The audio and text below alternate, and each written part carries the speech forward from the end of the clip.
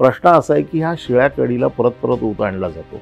अधिवेशन आलं की दिशा सेलेंचा विषय येतो. पण मग किंवा आदित्य मुंबई ठाकरे समोर येऊन का नाही बोलत? आदित्य ठाकरेंनी का बोलावं ज्याच्याशी त्यांचा काही संबंधच नाहीये.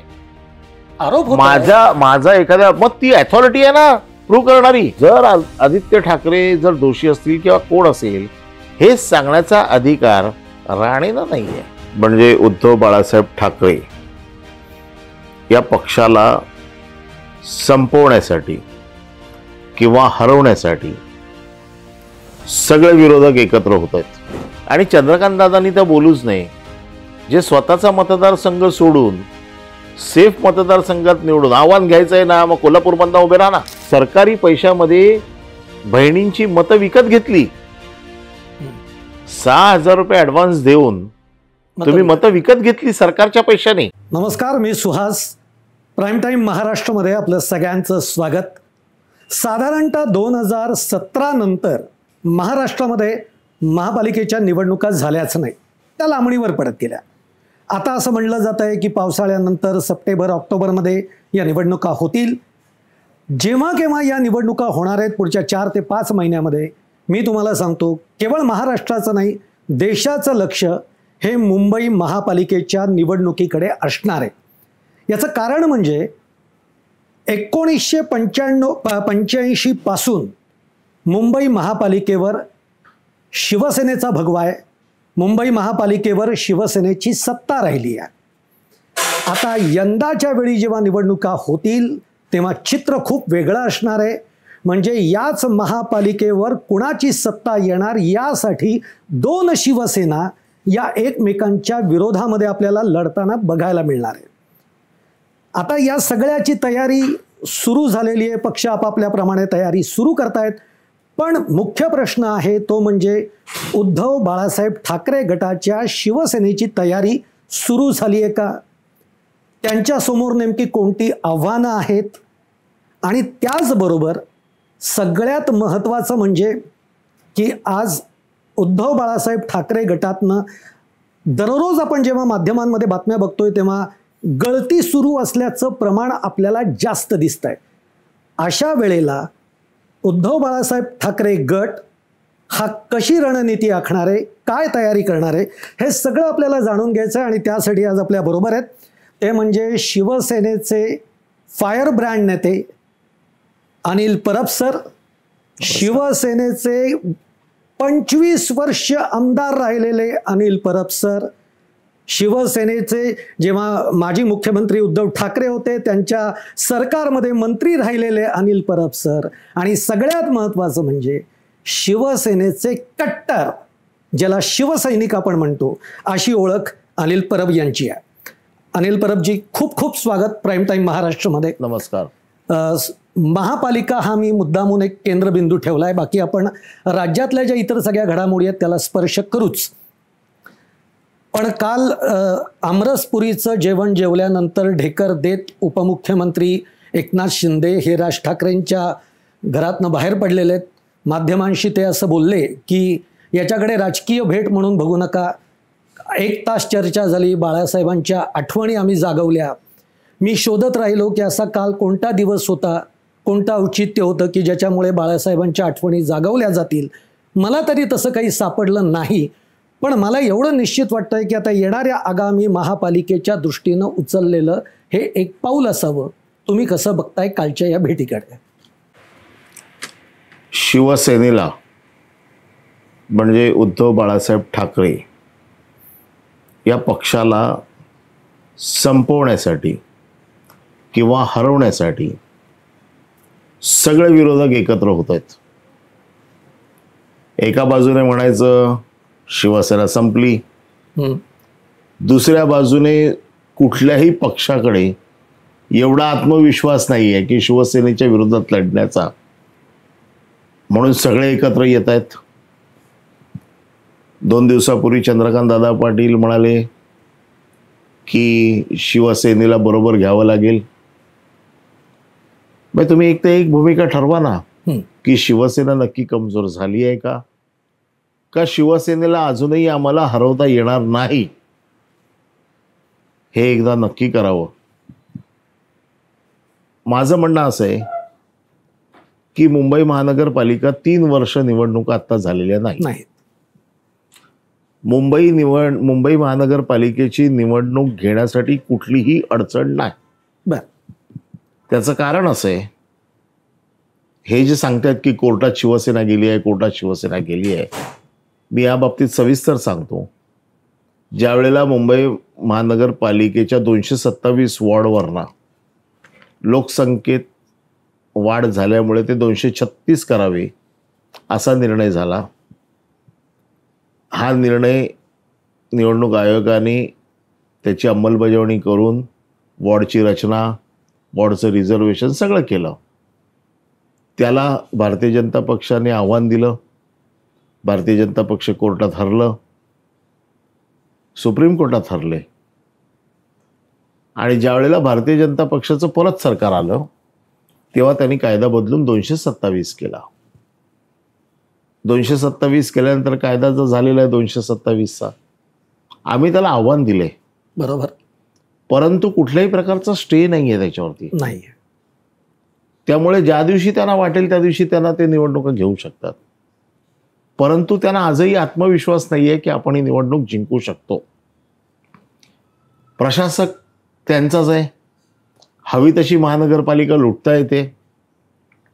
ज्या पद्धतीने महानगरपालिकेची लुटमार चालू आहे, हो, तो निधी सगळा निधी एफडी तोडले आहेत. 2002लाही महानगरपालिका 650 कोटीच्या त्रुटीत होती. जी आत्ता आम्ही ज्या वेळेला महानगरपालिका 2022ला संपली त्यावेळेला 90,000 कोटीच्या ठेवी आमच्याकडे होत्या. या ठेवी कशासाठी होत्या? याच्यात कामगारांची देणी असतात, कॉन्ट्रॅक्टरचे रिफंड्स असतात, हे पैसे असतात, याला कोण हात लावू शकत नाही. आणि त्या व्यतिरिक्त हे जे मोठे प्रोजेक्ट्स आहेत, कोस्टल रोड असेल, कोस्टल रोड सारखे तत्सम प्रोजेक्ट जे करायचे आहेत मुंबई महानगरपालिकेला, कुठलं धरण बांधायचं आहे, त्यासाठी ठेवलेला निधी आहे. गेल्या 2.5 वर्षात शिंदेच्या सरकारने या निधीची अक्षरशः लूट केलेली आहे. बरोबर. कॉन्ट्रॅक्टर्सना सगळ्या वर्क ऑर्डर्स देऊन टाकलेले आहेत. एकेका विधानसभेमध्ये महानगरपालिका आणि शासनाचे मिळून 200 कोटी रुपये पाठवलेले आहेत. आज हे 200 कोटी रुपये आले का खाली वॉर्डात? नाही आलेत. कागदावर आहेत. मॉबिलायझेशन फंड दिलेला आहे, म्हणजे ॲडव्हान्स फंड दिला आहे, त्याच्यातनं टक्केवारी घेतलेली आहे, त्याच्यातनं विधानसभेच्या निवडणुका लढून झाल्या. आज कॉन्ट्रॅक्टरची बिलं दिली जात नाही आहेत, म्हणून सगळं काम रस्त्यावरती ठप्प पडलंय. म्हणून आम्ही प्रत्येक वॉर्ड ऑफिसवरती आता मोर्चा नेतोय. म्हणजे महानगरपालिकेशी यांना काही घेणं देणं नाही आहे. प्रशासक यांचेच आहेत. प्रशासकाच्या माध्यमातून हवी तशी मुंबई लुटता येते. यांना निवडणुकांची गरजच नाही आहे. आणि निवडणुका घेतल्यावरती जिंकू हा आत्मविश्वास नाही आहे. म्हणून आमरसपुरीची जेवणं होत आहेत, बाकीचे वेगवेगळे विषय होत आहेत. कधी भारतीय जनता पक्ष शिंदे एकत्र लढणार नाहीत, मनसेला बरोबर घेणार नाहीत. हे सगळे विषय हे शिवसेना उद्धव बाळासाहेब ठाकरे गटाला हरवण्यासारखे झाले. त्यांच्यामध्ये आत्मविश्वास नाही आहे, ठीक आहे, त्यामुळे ते लांबतायत. पण मग आता उद्धव बाळासाहेब ठाकरे गटाची स्थिती काय आहे? कारण मी हा प्रश्न का विचारतोय, कारण दररोज बातम्यांमधनं पक्षातनं गळती सुरू आहे. म्हणजे त्याची यादी जर वाचायची झाली तर ती यादी पण तुम्हाला ते सगळं माहिती आहे. त्यामुळे ही गळती सुरू ही रोखणार कशी आणि तुम्ही कशी जिंकणार आहात? परत मी सांगतो तुम्हाला एक गोष्ट तर नक्की ही मान्य करावीच लागेल की शिवसेना हा कार्यकर्त्यांचा पक्ष आहे. अगदी. मी गेले 5 टर्म मुंबई महानगरपालिकेशी अगदी जवळनं बघतोय. साधे कार्यकर्ते, मग तो गटप्रमुख असेल, बूथ प्रमुख असेल, आमचा उपशाखा प्रमुख असेल, आमचा कार्यालय प्रमुख असेल, आमचा शाखा प्रमुख असेल, हे सर्वसाधारण घरातले लोक आहेत. बरोबर. यांना नगरसेवक केले कोणी? कार्यकर्त्यांनी. बरोबर. आज तुम्ही जेवढे नगरसेवक गेले त्या नगरसेवकांबरोबर कार्यकर्ते किती गेले ते बघा. नाही, मग तेच तर म्हणतो ना. हे बघा, तुम्हाला मी सांगतो तुम्हाला, कळव्यामधली स्थिती जर आपण बघितली तर कळव्यामध्ये शाखा प्रमुख आहे. आता ज्या शाखा प्रमुख हे तर फार म्हणजे शिवसेनेमध्ये मोठं पद आहे.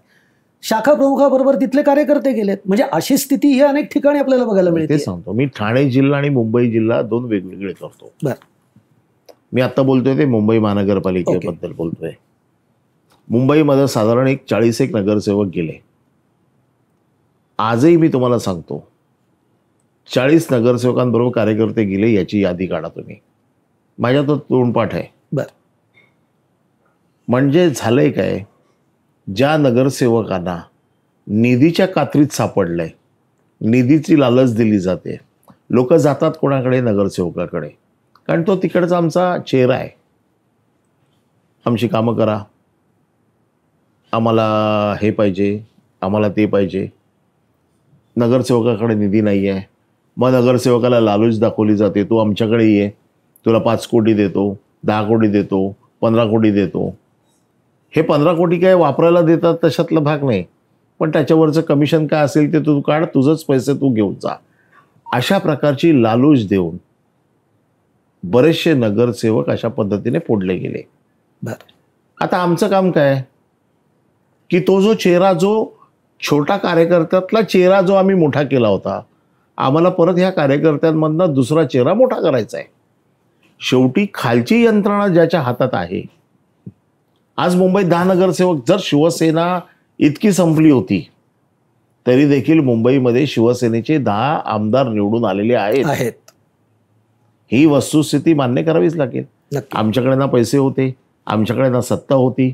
ज्या पद्धतीचे पैसे वाटले गेले, ज्या पद्धतीचा निधी खर्च केला गेला, एवढा असून देखील मुंबईत 10 आमदार मुंबईत आले. याचा अर्थ मुंबईत शिवसेनेची ताकद आहे हे मान्य करावंच लागेल. निश्चित. आता हे मान्य केल्यावरती शिवसेना हा काय निवडणुकीसाठी तयार केलेला पक्ष नाही आहे. शिवसेना पक्ष 365 दिवस कामाचा पक्ष आहे. त्याची निवडणुकीसाठी वेगळी तयारी करावी लागते या मताचा मी तरी नाही आहे. कारण मी निवडणुका खूप बघितलेल्या आहेत, मी पक्ष चांगला ओळखतो आणि आम्ही 365 दिवस कामावर असतो. म्हणजे असं नाही की आमची शाखा फक्त निवडणुकीच्या वेळेला उघडली आहे, बाकीच्या वेळेला बंद आहे. बाकीच्या पक्षांच्या छत्र्या ह्या फक्त निवडणुकीपुरता उघडल्या जातात. शिवसेनेचं कार्यालय 365 दिवस चालू असतं. पुन्हा मुंबईतल्या लोकांना शिवसेना म्हणजे एक विश्वास वाटतो, नक्की ती एक सेवा वाटते आणि एक आधार वाटतो. या 3 गोष्टी आमचं त्रिसूत्री शिवसेनेची आहे. आज माझ्या घरी तुम्ही कधी या, लोक येतात, त्यांच्या घरचे काही प्रॉब्लेम असतात, इमर्जन्सी असते, हॉस्पिटल असतं, पोलीस स्टेशन असतं, रक्तदान असतं, मेडिकल इमर्जन्सी असते. हा आधार आहे, ही सेवा आहे आणि हा विश्वास आहे. आता तुम्ही जे बोललात शिवसेनेकडे धन नसेल, हे बघा, आता महापालिकेच्या निवडणुकांना सामोरं तर जायचं आहे. तुम्ही म्हणता त्या सगळ्या गोष्टी मला मान्य आहेत. शिवसेना काय आहे, कसा तो तळागाळातला कार्यकर्त्यापासून तो उभा राहिलेला आहे. पण आज महापालिकेला सामोरं जाताना शिवसेनेकडे तेवढे नगरसेवकांचं संख्याबळ नाही जे आत्ता शिंदे गटाकडे आहे. ते म्हणतात आमच्याकडे 97 नगरसेवक आहेत. म्हणजे आजी माजी सगळे धरून, आत्ता आलेले धरून 97 आहेत. आज त्यांच्याकडे आमदारांची संख्या ताकदीची आहे, खासदारांची संख्या आहे. आता ते सगळं कॅल्क्युलेशन जे करतात की एक खासदार म्हणजे 6 आमदारांची वॉर्ड, एक आमदार म्हणजे अजून हे सगळं जरी असलं तरी पैशाची ताकद ही कुठल्याही निवडणुकीमध्ये लागते. आज हे एकीकडे सगळं घटलेलं असताना महापालिकेला सामोरं जाताना असा कुठला ज्याला आपण म्हणतो की पाठिंबा आहे, ज्याला पाठिंबा म्हणण्यापेक्षा कुठला स्रोत असा उभा राहणार आहे? कारण हे एवढं सगळं गेलेलं आहे आणि महापालिकेला आपण सामोरे जातोय. विधानसभा निवडणुकीत प्रत्येक शिंदे गटाच्या उमेदवाराला 25-25 कोटी रुपये दिले गेले असं म्हटलं जातं. खरं खोटं मला माहीत नाही, कारण आम्ही पैशाचा जो काय बाजार बघितला तरी देखील मुंबईत आमचे 10 आमदार आले. बरोबर. आमच्या पैशाची उधळण कोणी बघितली का? त्यांच्याकडे जी काही पैशाची उधळण झाली, ज्या काही चर्चा बाजारात रंगल्या, तरी देखील आम्ही जिंकलो. आता हे जे गणित मांडतायत, एक खासदार म्हणजे 6 आमदार, 6 आमदार म्हणजे 6 नगरसेवक, ह्या अशा निवडणुका कधी होत नाहीत. निवडणुका ज्या होतात त्याचा प्रत्येकाचा पॅटर्न वेगळा असतो. मी आजही सांगतो, पण ती रसद तर लागेल ना. की जे गेले, शिवसेना प्रत्येक निवडणुकीत, तुम्ही गेल्या 5 निवडणुकीचा इतिहास बघा, 60% नगरसेवकांचे चेहरे शिवसेनेने बदललेले आहेत. बर. प्रत्येक निवडणुकीत 50, 55, 60% चेहरे आम्ही बदलतो. आज गेलेत किती? तेवढेच गेलेत. नक्कीच याच्यात काही नगरसेवक खूप चांगले होते, जे वारंवार निवडून येत होते. मी काही सगळ्या नगरसेवकांबद्दल असं बोलणार नाही. तर मला माहिती आहे काही नगरसेवक ताकदीचे होते, काही नगरसेवक खरोखर चांगले होते. कुठल्या आमिषाला बळी पडून ते गेले मला माहीत नाही, पण ते गेल्यामुळे काही ठिकाणी पक्षाचं नुकसान जरूर झालेलं आहे. पण सरसकट सगळे गेले म्हणजे अख्खा पक्ष धुवून नेला असं होत नाही.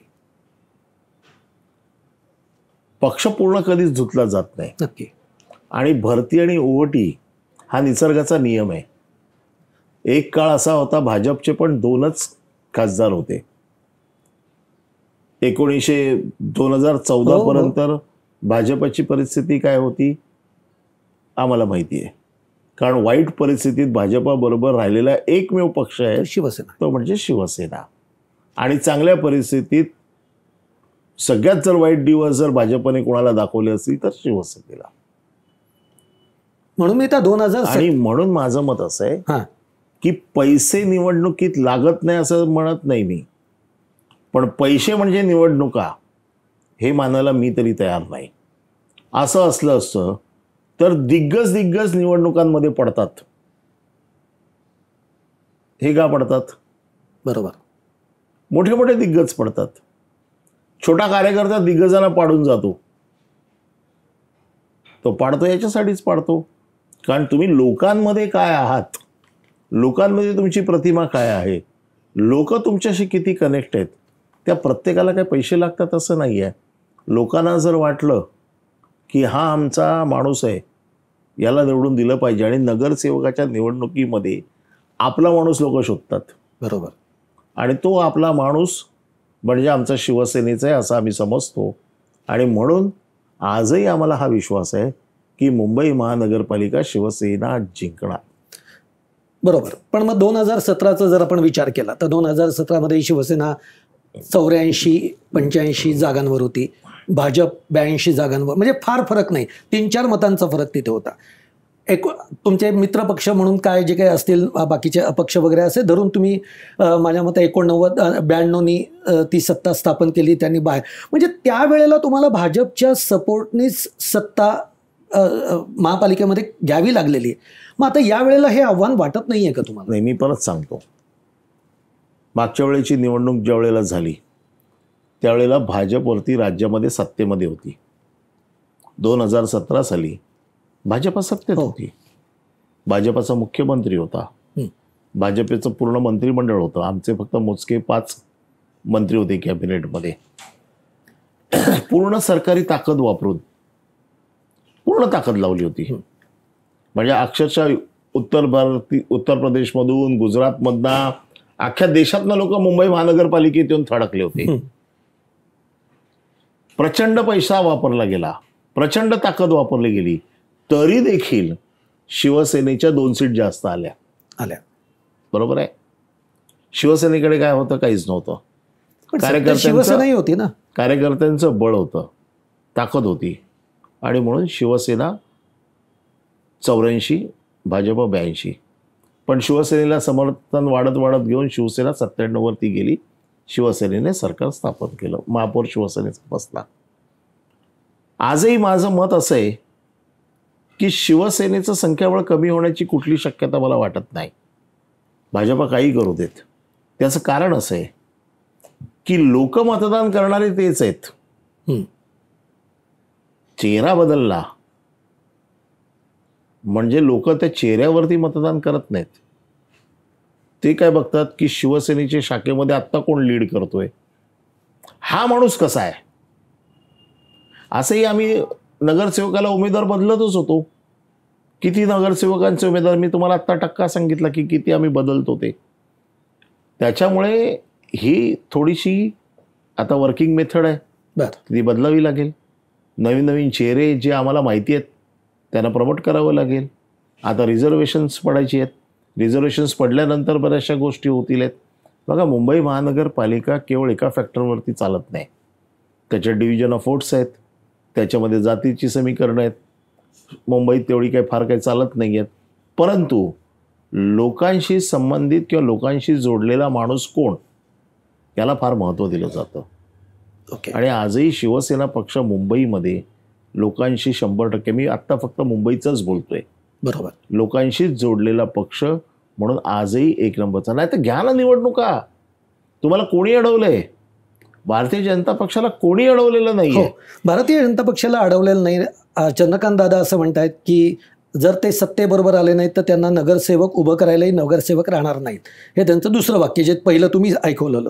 मला एक प्रश्न अनिल परब साहेब विचारायचा आहे, मी धाडस करतो ते विचारण्याचं, की माणसं जात आहेत, उद्धव ठाकरे म्हणतात जाऊ दे, ज्याला जायचंय त्याला जाऊ दे, आम्ही कोणाला अडवणार नाही. हे म्हणणं कितपत आत्ताच्या ह्याच्यामध्ये योग्य ठरतंय, असं माझा एक मुद्दा. दुसरा मुद्दा असा आहे की आज तुम्ही बघा, राज ठाकरे असतील, ते कुणाला तरी आपल्या घरी बोलवत आहेत, कोणीतरी त्यांच्या घरी जात आहे. तिकडे शरद पवार, अजित पवार जरी वेगवेगळे असले तरी ते एकमेकांना भेटत आहेत. असं चित्र आपल्याला महाराष्ट्रामध्ये दिसतंय. पण कायम शिवसेनेच्या बाबतीमध्ये असं एक बोललं जातं की एकदा तो सोडून गेला म्हणजे तो आमचा शत्रू, मग त्याच्याकडे आम्ही बघणार नाही. म्हणजे स्वतः संजय राऊतच असं म्हणालेले आहेत की आम्हाला ते अशा म्हणजे कार्यक्रमाच्या निमित्ताने एकत्र येणं वगैरे असं आम्हाला राष्ट्रवादीसारखं जमत नाही आणि आम्ही ते तसलं करत नाही. पण आता काळ तसा नाही आहे. आज तुम्हाला भेटीगाठी वाढवल्या पाहिजेत. नाही, आपलं म्हणणं जे आहे असं आहे, प्रत्येक पक्षाची रचना वेगवेगळ्या ढाच्यामध्ये झालेली असते. शिवसेनेची ढाचा जो आहे हा सैनिकी पक्ष म्हणून बघितला जातो. या पक्षात आदेश चालतो आणि तो एकदा आदेश आला की मान्य करतात. पक्ष कसा चालवायचा, कसा वाढवायचा याचं एक सूत्र पक्षप्रमुख ठरवत असतात. त्यांनी ठरवल्याच्या नंतर त्याची अंमलबजावणी करणं हे खालच्या आमच्या कार्यकर्त्यांचं काम आहे. आता राजकारणाचा म्हणजे बेसिकली शिवसेना सामाजिक पक्ष, राजकीय पक्ष, बाळासाहेबांच्या हिशोबाने 80% समाजकारण, 20% राजकारण, अशा दृष्टिकोनातनं बघितलं तर समाजाचं काम करणं हा मोठा उद्देश त्याच्या मागचा. पण निवडणुका जिंकायच्या तर वेगवेगळ्या युत्या, वेगवेगळ्या समीकरणं, वेगवेगळी गणितं ही करावी लागतात. परंतु एक गोष्ट नक्की आहे की आजही शिवसेनेची जी काही ताकद आहे त्याच्यामुळे आत्ता कोणाला बरोबर घ्यायचं, कोणाला बरोबर घ्यायचं नाही याचा निर्णय पक्षाचे प्रमुख घेतील. अजूनही निवडणुका काही जाहीर झालेल्या नाही आहेत. निवडणुकांना अजूनही वेळ आहे. निवडणुका काय लवकर होतील असं लक्षण दिसत नाही आहे. त्याचा योग्य वेळी निर्णय पक्षाचे प्रमुख घेतील, कोणाला बरोबर घ्यायचं, कोणाला घ्यायचं नाही, कोणाला काय नाही. पण भारतीय पक्षाला एवढी चिंता करायची गरज नाही की आमच्याकडे उमेदवार राहील की नाही राहील. आणि चंद्रकांत दादांनी तर बोलूच नाही. जे स्वतःचा मतदारसंघ सोडून सेफ मतदारसंघात निवडून आव्हान घ्यायचं आहे ना, मग कोल्हापूरमधनं उभे राहा ना. जिथे तुम्ही वाढलात, जिथे तुम्ही मोठे झालात, जिथे तुमचं घर आहे, तो सोडून तुम्ही दुसऱ्या मतदारसंघात जाताय. तुम्ही या आव्हानाची भाषा करूच नका. आणि आमच्याकडे राहतील नाही राहतील हा आमचा अंतर्गत प्रश्न आहे ना. आम्ही दाखवून देऊ ना काय आहोत आम्ही ते. त्याच्यासाठी लढावंच लागतं. निवडणूक येईल तेव्हाच कळेल. बरोबर आहे. त्याच्या अगोदर या सगळ्या तोंडाच्या वाफा आहेत, आम्ही काय करू ते या निवडणुकीतच कळेल कोणाची ताकद किती आहे. शेवटी त्याचं मूल्यमापन लोकशाहीमध्ये निवडणुका हाच आहे. नाही म्हणजे चंद्रकांत दादांचं विधान किंवा भाजपनं होणारे अनेकांची विधानं, या विधानांवरनं एक कॉन्फिडन्स हिस्टेरिया अशी मांडली जातीये की सध्या शिंदे मोठे होत आहेत, त्यांना रोख लावायचा आहे आणि त्यामुळे भाजप शिवसेना उद्धव ठाकरे गटाला संपू देणार नाही, अशी एक थेअरीची मांडणी होती. बघा, शिवसेना ही काही भाजपच्या जीवावर मोठी झालेला पक्ष नाहीये. किंबहुना महाराष्ट्रात भाजप शिवसेनेच्या जोरावर मोठा झालाय. ही तर वस्तुस्थिती आहे, अगदी ही कोणी अमान्य नाकारू करणार शकत नाही. नाही. त्यामुळे शिंदे आणि भाजप यांचं काय करायचं हे भाजप ठरवेल. आम्हाला त्याच्यात पडायची गरज नाही. शिंदे मोठे होत आहेत, भाजपला त्रास देत आहेत का भाजप शिंदेना त्रास देत आहे, हे दोघांनी एकदा संसार थाटलाय, त्यांना त्यांचा संसार लखलाभो. आम्हाला त्याच्यात जाण्याचं कारणच नाही. आम्हाला एक गोष्ट कळते, आपल्यासमोर लढायला जो उभा आहे त्याच्याशी आपण लढलं पाहिजे. मग ते शिंदे असतील, मग ते भाजप असतील, मग ते मनसे असेल, जो कोण असेल तो. लढाईत तुम्हाला चॉईस नसतो. लढाईत तुमच्या विरोधात जो उभा राहिलेला आहे त्याच्याशी तुम्हाला लढायचं आणि जिंकायचं आहे. साहेब, असं कधी झालंय की शिंदे परत तुमच्याकडे येऊ इच्छित आहेत किंवा असं काही कुणाच्या मार्फत बोलणी किंवा ते थेट? मी एक छोटा कार्यकर्ता आहे. मला ह्या गोष्टींमध्ये माहीत नसतं की काय वरती होतं, काय होत नाही, आणि मला जाणून घेण्याची पण इच्छा नाही आहे. कारण आम्ही पक्षाच्या नेत्याचं मानणारे लोक आहोत. पक्षाचे नेते निर्णय घेत असतात, पण मला आजपर्यंत कधी असं ऐकिवात आलेलं नाही आहे की असं काय झालंय म्हणून. असं झालं तर म्हणजे भविष्यात काही येऊ शकतं, घडू शकतं. बघा, राजकारणात जर तरला काही महत्व नाही. जे होतं त्यावेळेला तो काय निर्णय होतो तो महत्वाचा असतो. जर आणि तर, जर शिवसेना भारतीय जनता पक्ष युती तुटली नसती तर, म्हणजे असे वेगवेगळे विषय आहेत. आता जे झालं ते झालं. आता जे झालं त्याला समोर फेस करणं हाच त्याच्यावरचा उपाय आहे. सध्या लोक असं म्हणतायत की आत्ताच्या या सगळ्या परिस्थितीमध्ये दोन बंधूंनी एकत्र यावं. बघा, लोक आणि खरंच त्याच्याने राजकारण बदलेल असं कार्यकर्ते काय म्हणत असतील, शेवटी ह्या दोन भावांनी ठरवायचं की काय करायचं ते. पण तुम्हाला काय वाटतं? याच्यामध्ये कार्यकर्त्याचं काही मत नाहीये. कारण मला वाटून काही होणार नाहीये. मला काही जरी वाटलं तरी शेवटी त्या दोघांनी एकत्र यायचं की नाही हे ते दोघेच ठरवणार आहेत. आणि जर तरच्या या गोष्टी गेल्या राज ठाकरेंच्या 20 वर्षाच्या झाल्यापासून झालेल्या आहेत. आता पुलाखालून बरंचसं पाणी वाहून गेलेलं आहे. त्यामुळे त्याच्यावर आता चर्चा करण्यात काय अर्थ नाही असं मला वाटतं. बरं, आपण या आता सगळ्या महापालिकेच्या विषयांवरनं आता एक 2-3 प्रश्न शेवटचे. ते म्हणजे सध्याचं एकूण हे या सरकारमध्ये सगळंच काही अलबेल चालू आहे असं नाही आहे.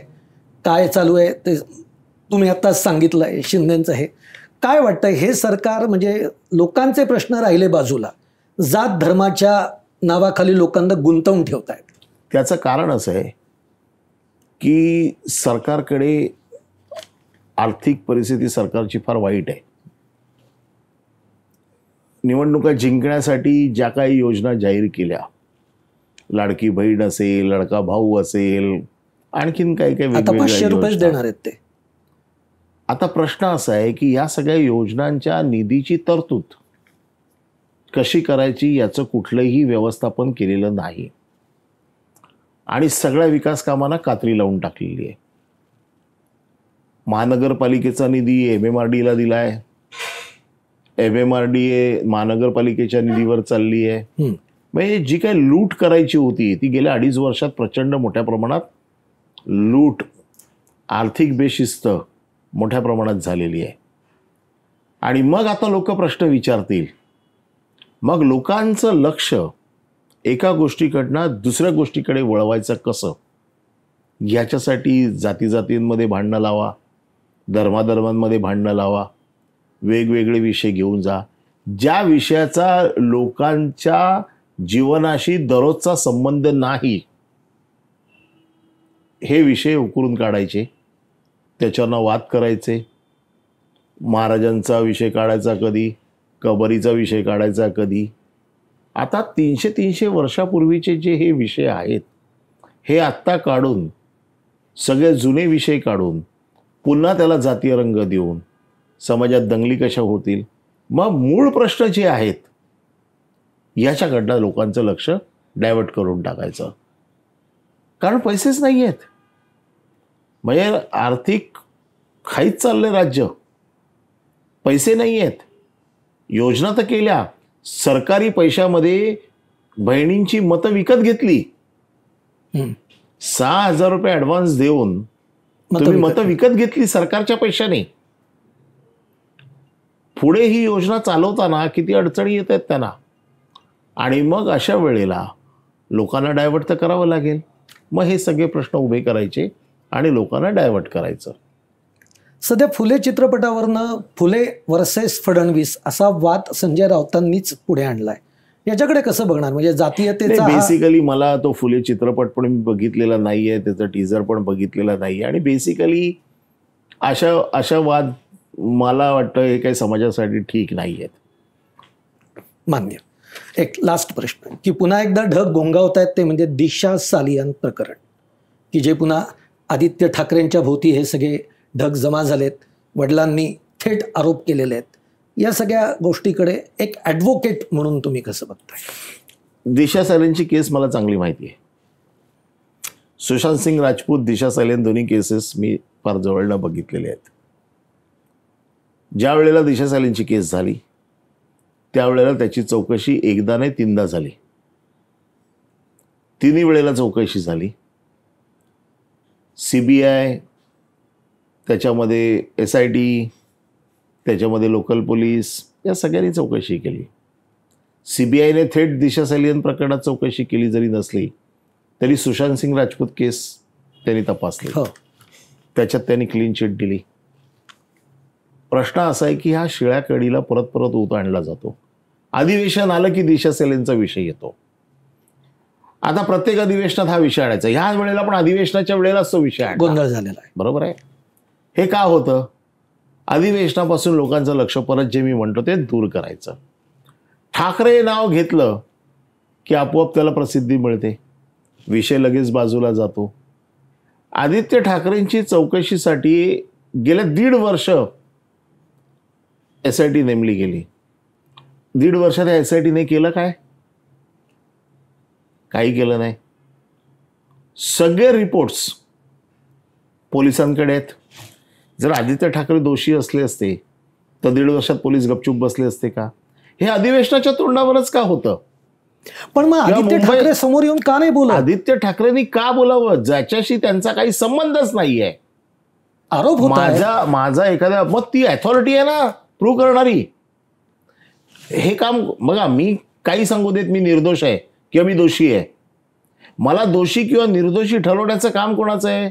पोलिसांचं आहे. बरोबर. SITचं आहे. SITने मग काय चौकशी केली? ते म्हणतात तुमचं सरकार होतं त्यामुळे ते सगळे. आता SIT नेमली फडणवीस. पोलिसांचा जो रिपोर्ट आहे तो आता मागे घेतला. मला एक गोष्ट सांगा, आमचं सरकार होतं त्यावेळेला आमच्या सरकारच्या पोलिसांनी चौकशी केली की कोणाचंही सरकार असलं. आता मला एक गोष्ट सांगा, सरकार माझं असो तुमचं असो, CDR बदलता येईल का हो? नाही येणार. नाही बदलू शकतो. CCTV फुटेज बदलू शकतो का? तीच तर मागणी करतायत ते. पण ते पोलिसांनी तपासलं ना ते यंत्रणे. SITने काय केलं मग? एक लक्षात ठेवा, दिशा सालियनचे वडील मागणी करू शकतात, मीडिया ट्रायल चालवू शकत नाही. ओके. ही ट्रायल मीडिया चालवते.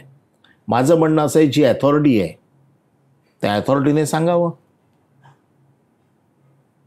अथॉरिटी आहे ना कोणतरी, पोलीस असतील, SIT असेल, या अथॉरिटीने सांगावं ना जे काय आहे ते.